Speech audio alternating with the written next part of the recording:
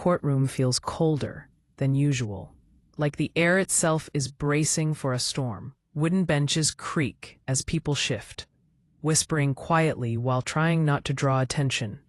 But nothing, absolutely nothing, compares to the tension that fills the room when the doors open and the Brown family begins to walk in. Kody enters first. His shoulders are squared, but his face betrays something else. He's restless, darting from the judge's bench to the front row, like he's searching for an escape before the hearing even starts. Robyn follows, holding a file pressed tightly to her chest. Too tightly. She looks like she hasn't slept in days. Her mascara is smudged, her lips trembling every few seconds, like she's rehearsing a line she knows won't land. Behind them come Christine and Janelle, walking side by side, but not touching, each carrying her own storm. Christine's steps are purposeful, almost defiant. Janelle's are slower, more controlled, but her jaw is clenched hard enough to crack. And then comes Meri. She doesn't rush. She doesn't hide. She walks in like she belongs here more than anyone else. Her chin slightly lifted, her expression unreadable, except for the flicker of resolve burning in her eyes. Everyone watches her. Even the cameraman in the corner moves to capture her first. When they are all seated, none of them greets another. Not one. The judge clears his throat. The room settles straight away. This court will address allegations related to financial misconduct, falsified documents, and misrepresentation within the Brown household. A hush spreads through the room like a cold draft. Christine breathes sharply. Robyn's fingers clench onto the edge of the table. Kody shifts in his seat, jaw ticking. But Meri doesn't move, not even a blink. Then the judge utters those words that drag everybody into deep silence. The court recognizes the complainant, Mrs. Meri Brown. Please step forward. Everyone turns to watch her. Meri stands slowly, smoothing the front of her blouse, as if preparing not just to speak, but to reveal a truth she's carried for years. She looks at the judge first, then the audience, then finally at Kody.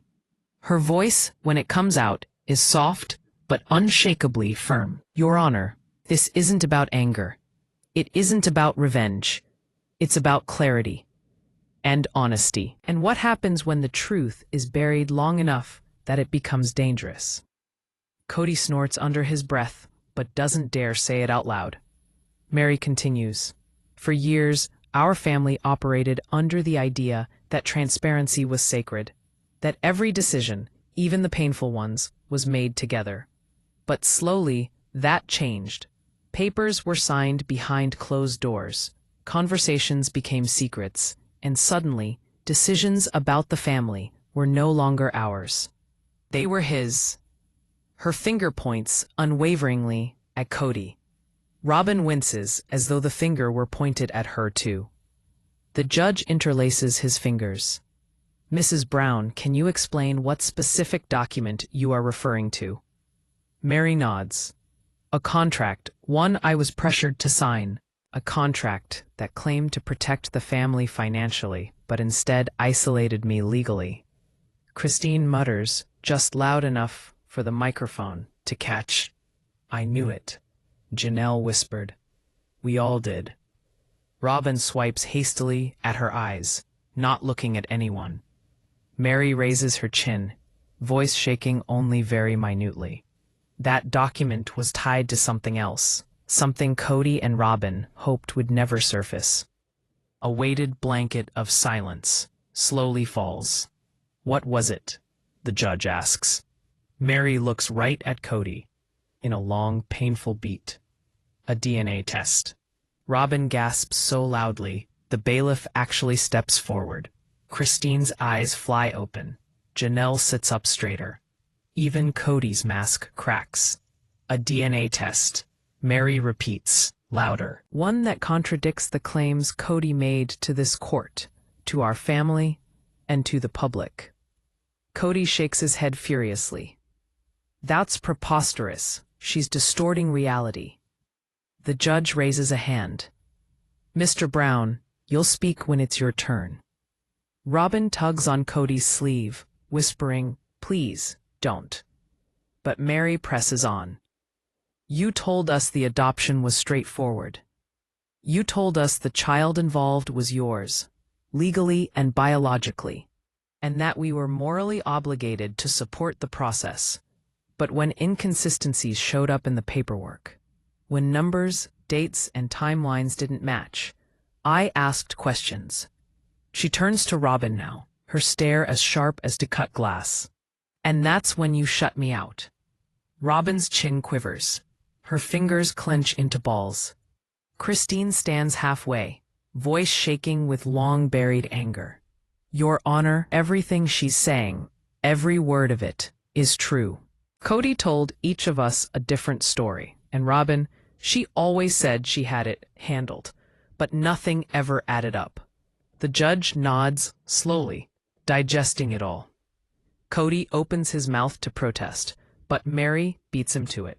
When I demanded the truth, when I asked why the DNA test didn't match what Kody claimed, he told me that if I kept digging, I'd be removed from the family entirely. The room gasps. Robyn starts to cry again. Christine looks horrified, and Kody, finally, looks scared. The judge leans forward. Do you have those results with you? Meri raises a sealed envelope. Yes, Your Honor, I do. Kody pounds the table softly with his fist. You don't understand the context. No. Meri snaps for the first time. You don't get to talk about context when you hid the truth from your own wives. The judge nods to the bailiff. Please bring the envelope forward. As Meri approaches the bench, Robyn abruptly gets to her feet. Please, please don't open it, she cries. You don't understand what this will do, what it will break. Mrs. Brown, the judge says sharply, sit down. She falls back in her chair now, sobbing. But then something unexpected happens. Through her tears, she whispers, it wasn't Kody, it was me. I asked him to hide it.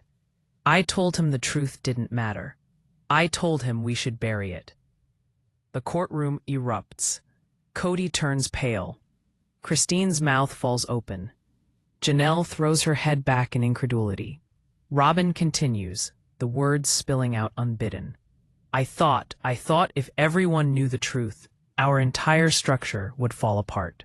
I thought hiding the DNA was protecting us. I never meant for it to get this far.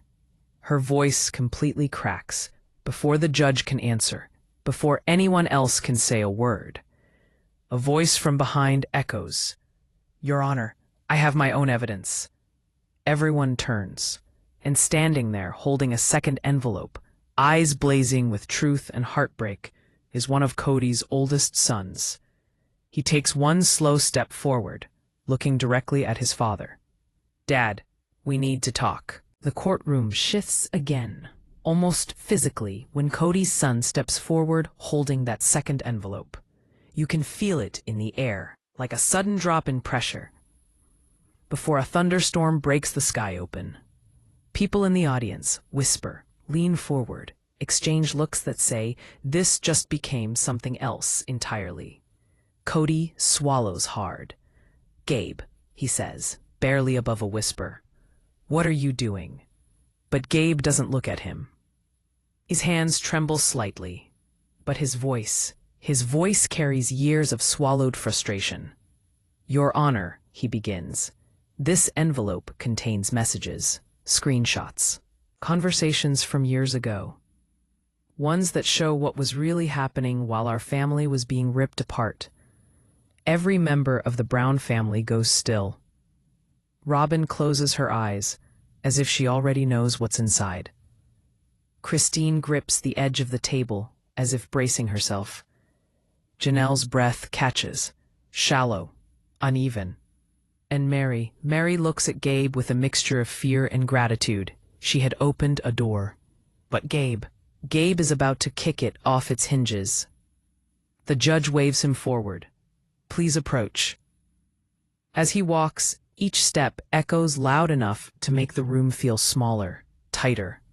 You can almost hear Kody's heartbeat from across the floor. Gabe puts the envelope down onto the bench. The judge looks at him. Can you explain the contents? Yes, Gabe says softly. These aren't just text messages. They're conversations between my dad and Robyn. Conversations that prove the DNA cover-up wasn't the only thing they were hiding. Robyn lets out a small cry and covers her mouth. Color drains from Kody's face.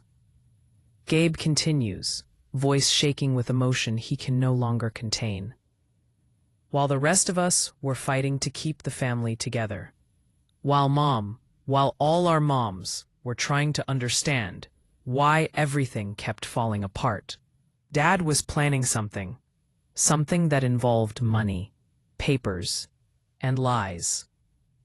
The word lies hits the courtroom like a hammer. Kody rises abruptly. Gabe, that's enough. No, Gabe snaps, finally looking at him. It's not enough. Not anymore. A ripple of shock spreads through the room. Christine gasps. Meri stiffens. Robyn whispers, no, please, no. The judge opens the envelope and pulls out a stack of printed pages, screenshots of text messages between Kody and Robyn. The overhead lights reflect on the glossy ink as he flips through them slowly, carefully. His neutral expression begins to shift, just slightly, but enough for everyone to sense that whatever he's reading, it's bad. Kody sinks back into his seat, rubbing his temples, refusing to look at anyone. Please don't read them out loud, Robyn whispers frantically. But the judge clears his throat, adjusting his glasses. It appears, he begins, that Mr. Brown and Mrs. Robyn Brown were discussing the potential financial fallout if the DNA results were made public. The courtroom erupts, loud gasps, murmurs, scattered whispers. And more concerning, the judge continues, were your discussions about altering future inheritance documentation to reflect a biological connection that did not in fact exist. Christine presses her hand to her mouth. The tears suddenly welled up. Janelle leans forward, eyes filled with a betrayal so deep it almost looks like pain. Meri closes her eyes tightly, as if hearing something she already suspected but never wanted confirmed. Kody speaks for the first time, his voice breaking. You don't understand what was happening. The family was falling apart. We were losing everything, and I... This isn't about losing everything, Gabe interrupts sharply. This is about who you are willing to sacrifice to keep your version of everything. Robyn sobs softly. Messages where he and Robyn planned how to make us feel guilty so we wouldn't question them. A thick silence ensues. And, Gabe whispers, there's one message that changes everything. The one from the night. The night Dad cut me off. Janelle gaps. Gabe. He nods, unable to look at her. The judge flips to the last printed page. Everyone watches him read. His brows slowly knit together. His lips press into a line. And when he finally looks up, his expression is grim. Mr. Brown, he says slowly, did you or did you not instruct Mrs. Brown? He nods toward Robyn. To destroy evidence related to the original DNA file. Robyn bursts into tears. Christine stands, pointing. Period. You told us, it was all just confusion. That we misunderstood. Kody's voice breaks completely. It wasn't supposed to go this far. None of it was supposed to. But it did, Gabe shouts. Because you let it. Because every time you had a chance to tell the truth, you doubled down. And we paid for it. All of us. Gasps explode through the courtroom again. Even Meri grasps the edge of the table, dumbfounded. Christine mumbles, "No, no, that can't be." Robyn shuts her eyes and shakes her head uncontrollably. Kody looks about ready to pass out. The judge reveals the paper. According to this message, the DNA test indicated a second familial match, someone not accounted for in your testimony. Gabe nods. That's the truth Dad didn't want anyone to know. There's someone else, someone dear to us, and not exactly to him. Everybody freezes. Christine looks like she can't breathe. Janelle sits back, eyes wide, mind going a mile a minute. Meri stares at the judge as if waiting to wake up from a nightmare. Robyn whispers weakly, "We weren't ready. We weren't ready for the fallout." The judge speaks to Kody again. "Mr. Brown, who is this unknown relative?" Kody rubs his face with trembling hands. I can't, not here, not like this." "Kody," Christine yells, "tell us who it is." But he doesn't. He can't. Sighs. The judge brings his gaze toward the bailiff. "Bring in witness number 4. Everyone looks around in puzzlement. Witness number 4. Nobody knows who that is. Not Kody, not Christine, not even Gabe. The doors at the back of the courtroom open. A tall figure steps inside. A woman. Her body rigid, face tight with tension. Her eyes scan the courtroom as if looking for a face she had never seen in years. Christine's jaw drops. Janelle squeezes her chair. Robyn puts her hand over her mouth.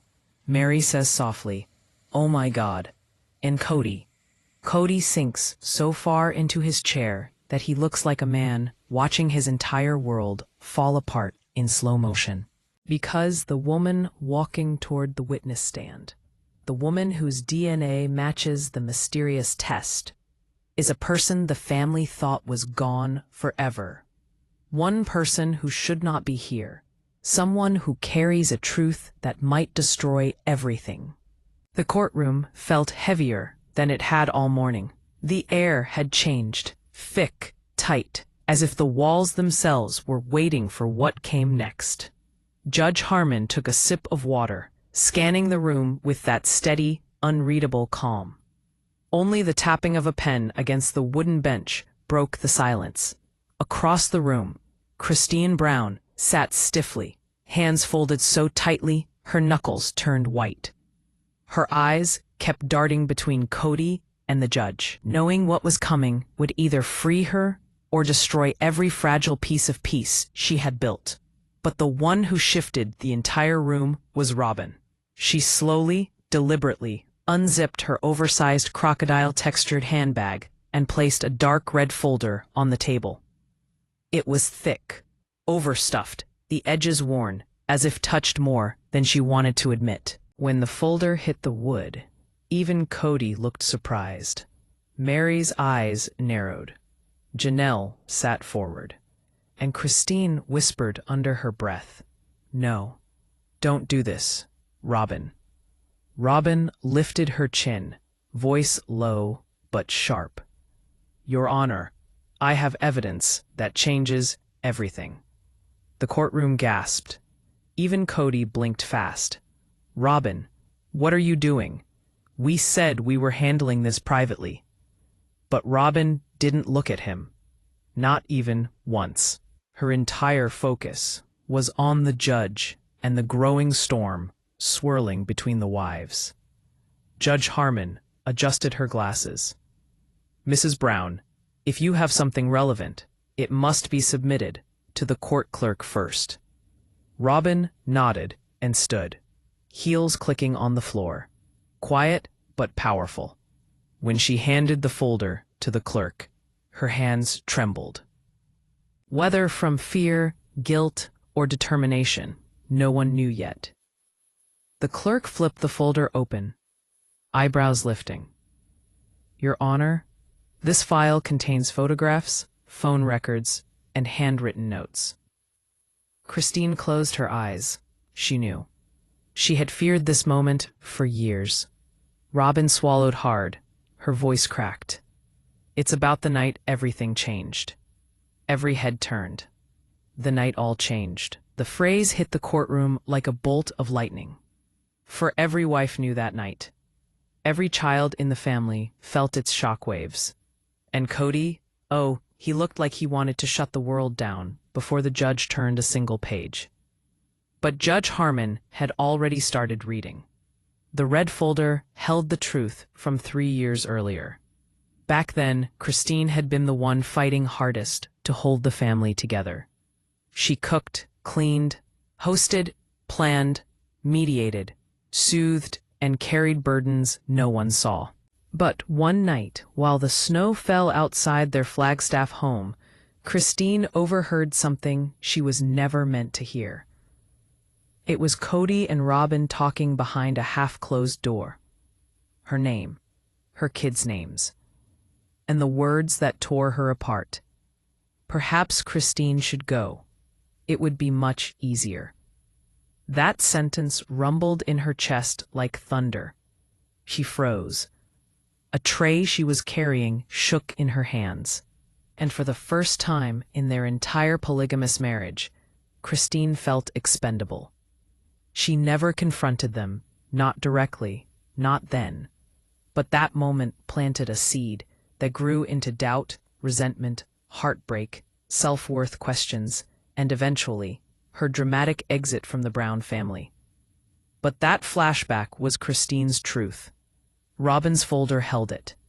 Judge Harmon raised her eyes over the documents. Mrs. Brown, it would seem these notes are in your handwriting. Is that correct? Robyn nodded slowly. Yes. I wrote everything the night it happened. Kody's jaw clenched. Robyn, we talked about this. My name is all over that. Robyn whipped around to him. Because you said it, Kody. I begged you not to push her away. A ripple of shock ran through the room. Janelle whispered. She pushed back against Kody? Meri muttered. I don't believe this. Christine stared at Robyn, thrown. Robyn's voice cracked again, but louder this time, truth fighting its way out. I tried to stop him. I told him Christine had sacrificed too much to be treated like that. But he said some decisions had to be made for the survival of the core family. The phrase felt icy. It was known to all what was implied by core family. Robyn, her children, her house, her priorities. Christine was shattered, but not angry. No, this time she looked like a woman who had finally found the missing piece of the puzzle she'd been carrying for years. Her voice shook. Why now? Wiped her cheek. Because you wouldn't listen to me back then. None of you would. And because I didn't want to lose him. Kody ran a hand through his hair, pacing. This is getting twisted, Judge, with respect. This doesn't prove anything.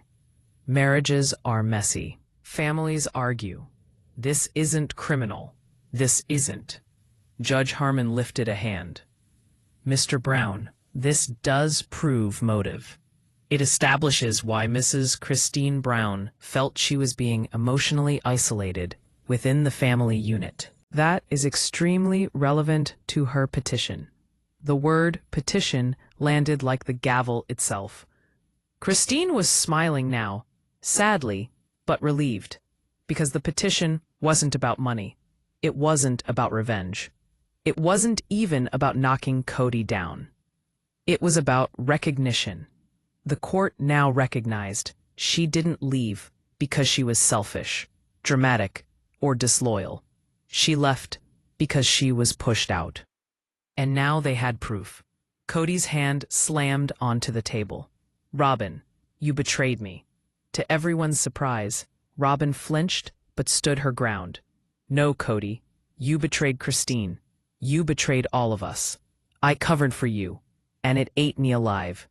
The judge banged the gavel. Mr. and Mrs. Brown, control yourselves. Kody sat, breathing heavily, eyes burning. His world, His myth of control was unraveling. She sat too, shaking but resolute. Christine leant forward, her voice barely above a whisper. "Why now, Robyn? After all these years?" Robyn turned, her tears clinging to her lashes. "Because you were right, Christine. You deserved better. And because I can't watch him hurt anyone else the way he hurt you. Because not in a courtroom, and definitely not in front of Kody." The courtroom felt like it had stopped breathing. Judge Harmon lifted a final sheet from the red folder. "This is a recording." Kody's head snapped up. No recording. Robyn, tell them there was no recording." Robyn looked like she was about to faint. "There wasn't. Not intentionally. But my security system, back then, it sometimes picked up sound from the hallway." Christine gasped. Meri sat back. Janelle whispered, "Oh my God." The judge continued. "This recording captures a portion of Mr. Kody Brown's conversation the night Christine overheard him." Kody stood up, outrage erupting. "Your Honor, that recording is private property, taken without—" But the judge cut him off sharply. "It is admissible." And with that, she pressed play. A faint, muffled audio filled the courtroom speakers. Kody's voice. "I can't keep catering to Christine's feelings. Maybe it's time she moves on. It'll be easier for everyone." Silence. Thick. Heavy. Devastating. Christine covered her mouth. Tears streamed. Her entire body shook, because hearing it was so much worse than remembering it. Kody slammed his fist on the table again, face red. "That's taken out of context." But his voice trembled. He knew the damage was done. The judge paused the recording and folded her hands. "Mr. Brown, context or not, this aligns with every emotional impact Mrs. Brown described in her petition." Christine blinked at her hands, whispering, "That's all I needed." The courtroom had barely recovered from the shock of the audio recording when Judge Harmon lifted her hand, signaling the room to settle. But the tension was too thick. Everyone could feel something bigger, darker, and older was about to climb to the surface. "Meri Brown has also filed proof," the judge reiterated. The words drifted across the courtroom like smoke. Meri, who had been silent, borderline invisible for most of the hearing, suddenly became the center of gravity. Everyone turned toward her. Even Meri herself looked stunned. Christine blinked. "You submitted something?" Meri swallowed hard, her voice soft but firm. "I didn't want to, but I had to." Foreclosure. For Christine, and maybe for myself. Kody leaned back in his chair, exhausted. Oh, here we go again. Another ambush, another attack. But he could not even catch Meri's sight. This time, she wasn't here as his wife. She was here as a witness. The judge held up a small, cream-colored envelope, far thinner than Robyn's red folder, but somehow heavier with meaning. "This letter is handwritten," said Judge Harmon, "dated the year Christine first expressed wanting to leave." Christine frowned. "That was 5 years before I actually left." Meri nodded, her eyes already welling up with tears. "Christine, you weren't the first one to feel pushed out." Kody's eyebrows shot upwards. "Meri, stop. That's just not fair. You know how things were with us." But Meri continued to stare at the judge. "Can you please read it?" she whispered. Judge Harmon carefully opened the envelope. The courtroom fell silent. A silence thick enough to be touched. The judge started reading. "To whoever finds this, I no longer know to whom I write. Maybe me. Maybe the version of me who still believes in this family. Maybe the woman who one day will look back wondering, why didn't you fight for yourself? Tonight, Kody told me something that gutted me. He told me that he no longer views me as his wife, that maybe I should consider stepping aside, that our marriage was functioning better as friendship. I pretended to be strong, but I cried until the sun came up. Christine closed her eyes, a tear slipping down her cheek. Meri had never spoken those words aloud. Not in family meetings. Not during therapy. Not even on camera. The judge kept reading. I tried to tell the others, but tidak mahu ajuatlakan kasusahan kepada mereka.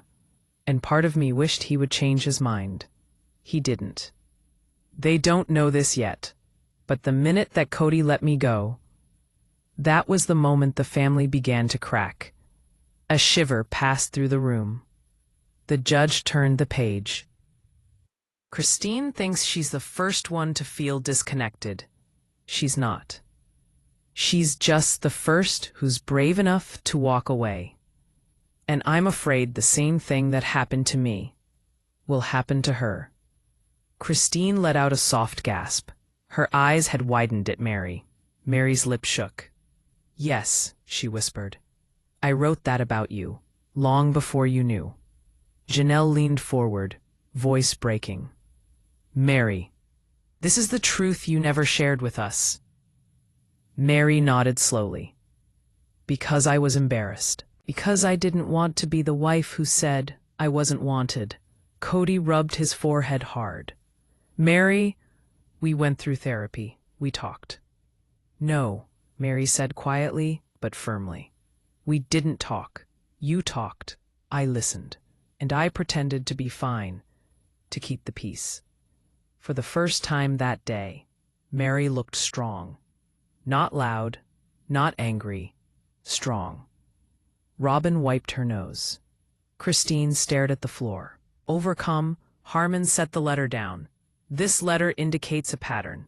Mr. Brown, it suggests a history of emotional distancing from multiple wives, not only Christine. Kody sat forward. I didn't force anyone out. They all had choices. They all stayed because they wanted to. They all... The judge raised her hand. Mr. Brown, emotional denial doesn't make it stop being real. Kody looked like a man trying desperately to hold on to a narrative slipping through his fingers. He glanced at Meri. You wrote this many years ago. Why bring it now? Meri's voice cracked.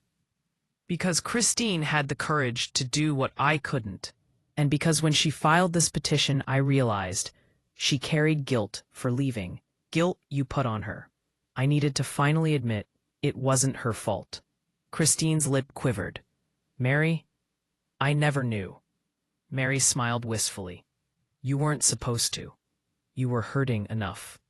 Judge Harmon leaned back. Mrs. Brown, can you explain the context when you wrote this letter? Meri took a deep breath. It was the night after our anniversary dinner. Christine and Janelle locked gazes. They remembered that night. The awkward tension, the fake smiles, the way Kody and Meri sat apart like strangers. Meri continued.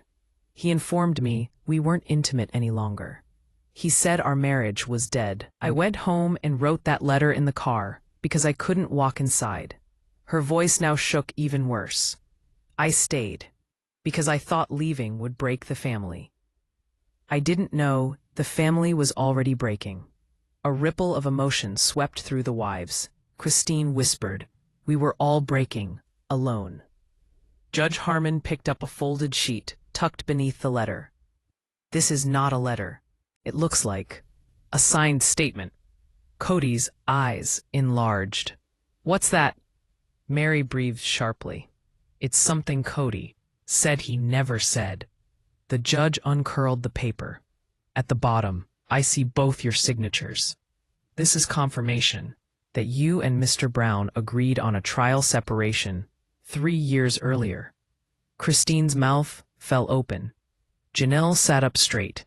Robyn clapped her hands together. Kody blanched. That wasn't supposed to be public. That was private. But the judge was already reading. Christine covered her mouth. Janelle whispered, he signed this years before Christine left. Christine's trembling hand pressed to her heart. So, she was not the first to want to leave. She was only the first one who could. Abruptly, Kody stood up. This is being twisted. That wasn't a real separation. Meri made it dramatic. I didn't leave her. I stayed. I didn't abandon anyone. Meri stared at him, haggard. You didn't stay. You were there, but not with me. The judge banged her gavel. Mr. Brown, sit down or you will be removed. Kody sank back, defeated. Christine leaned toward Meri, tears slipping freely now. Meri, why didn't you tell us sooner? Why didn't you tell all of us? Meri shook her head. Because you always believed the best in him. I didn't want to take that from you. And because I hoped I was wrong.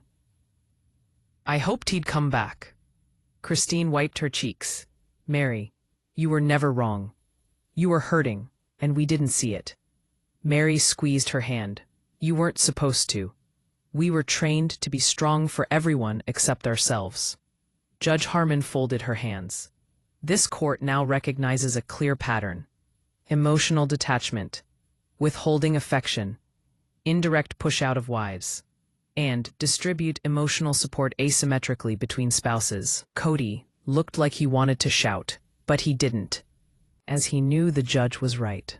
Their wives knew it too. They were finally seeing in public what they whispered in private. Just when it seemed like nothing else could be revealed, the judge picked up one final sheet. This was submitted anonymously, she said cautiously, and it contains accusations against Mr. Brown, which this court must address. Christine froze. Meri gasped. Robyn seized her chair. Janelle whispered, Anonymous? Who? Everyone turned and saw someone standing in the back of the courtroom. Someone no one expected. The whole courtroom turns towards the back doors. Standing there, frozen under the fluorescent lights, is Savannah Brown, Janelle's youngest daughter. The quietest, the gentlest. She is the one who never involved herself in conflict, unless she had no choice. But today, she has chosen. Savannah steps forward slowly, her hands clenched so tightly, her knuckles turn white. The bailiff shows her toward the witness stand, but she pauses, just long enough for her eyes to meet her mother's. Janelle's face melts. Savannah, sweetheart, you don't have to. But Savannah is shaking her head. I do, Mom. Her voice trembles, but it's strong. Stronger than anyone expected from someone who once tried so hard to keep peace in a family at war. She walks up, sits down, and breathes in deeply, like she is preparing to break open years of silence. Judge Harmon nods gently. You can start when you are ready. Savannah turns her head toward Kody, and when she speaks, the entire courtroom forgets how to breathe. Dad left me alone on Christmas. The words fall like a stone dropped into still water. One ripple, then 10, then a wave that crashes over every face in the room. Kody sits up straighter. That's not fair. But then Savannah raises her hand. No, you don't get to interrupt me this time. The entire courtroom falls silent. Savannah's voice breaks as she continues. You were supposed to come. You promised me you would. Mom prepared dinner. I bought you a present with my own money. Until midnight, I sat on the couch waiting. Her lips pressed together, fighting back tears. And you never showed up. Janelle covers her mouth, shoulders shaking. Christine looks away, her eyes red. Robyn is staring at the floor, already tearful. Kody desperately rubs his forehead. I told you. I had COVID protocols.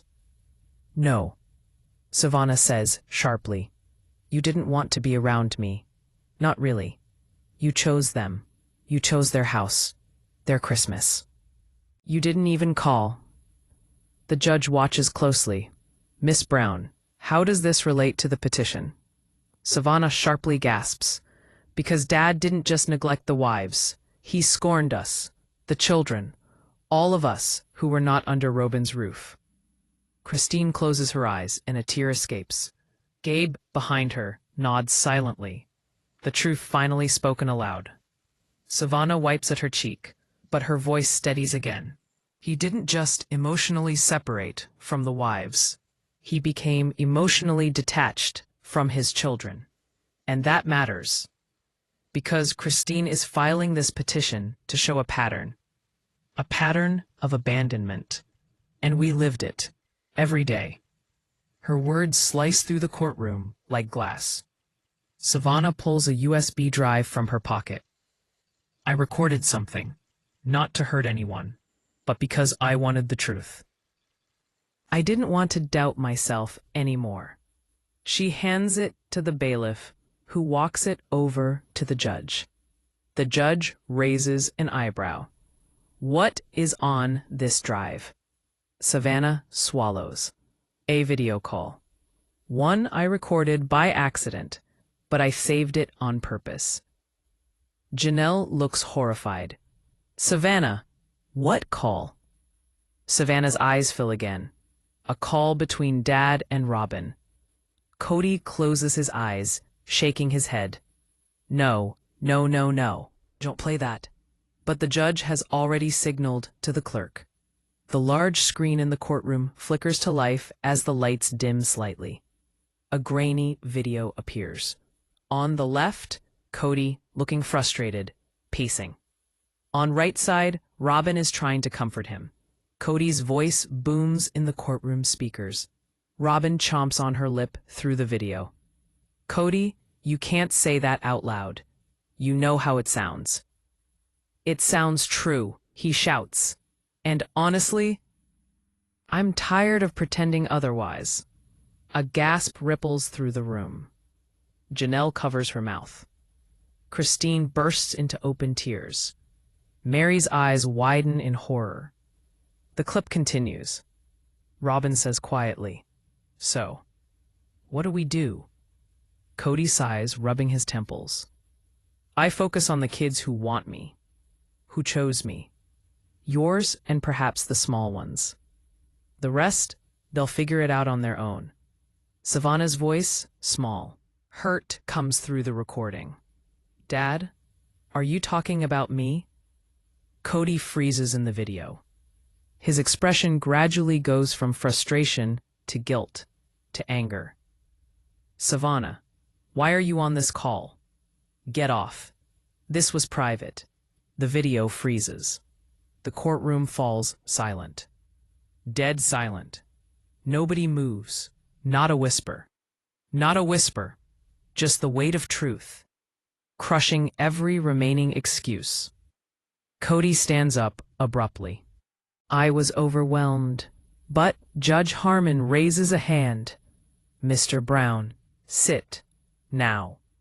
Kody sits, but he appears like a cornered animal. He looks broken. The judge turns to Savannah. Thanks. You may step down. But Savannah shakes her head. I have one thing to say. The judge nods. Savannah spins on her father. Her eyes red but fierce. I didn't record that call to hurt you. I recorded that because I wanted proof that I wasn't imagining things. I needed proof that I wasn't crazy for feeling unwanted. Her voice breaks, and now the whole world knows. Christine stands gradually, walking towards Savannah. She wraps her arms around her and holds her tightly, mother to mother, mother to child, woman to woman. Savannah sobs onto her shoulder. Janelle stands now, embracing them too. Then Meri. Even Robyn stands, chary, but she proceeds forward too. And for the first time in many, many years, the wives make a ring of themselves. Not as sister wives, not as rivals, not as shattered pieces of a marriage that had gone sour, but as mothers, mothers of the children who were hurt by the same man. Kody watches quietly. His eyes fill, but he does nothing. He knows he can't, because this circle, this unity, does not include him anymore. Judge Harmon finally clears her throat. After reviewing the testimonies, the evidence, the recordings, and the statements, this court acknowledges a long-term pattern of emotional neglect by Mr. Kody Brown. Kody closes his eyes. This is it. The unraveling. The sentence. The result. The judge said, "This petition is granted. Mrs. Christine Brown's claims are substantiated. It is accepted that her separation from Mr. Brown was necessary and justified, and further action concerning emotional or parental neglect will be forwarded to the appropriate courts." Christine exhales, a breath she has held for years. Whispering erupts within the courtroom. The family is stunned-looking. This is more than a mere verdict. It is a rebirth, an end, and beginning. A truth that finally cuts through decades of confusion. Christine turns back to Kody, her voice soft, not angry, not vindictive, just done. You didn't lose us today, Kody. You lost us years ago. Today, we just recognized it. Janelle nods. So did the court. Meri whispers, and so did we. Even Robyn wipes her tears and whispers, I can't defend this anymore. Kody sits alone at the defendant's table. The wives walk out together. The children follow. The camera flashes. The murmurs. The heavy footsteps. None of it matters. Because for the first time in the entire sister-wives story, the family leaves as one. And Kody stays behind. Alone.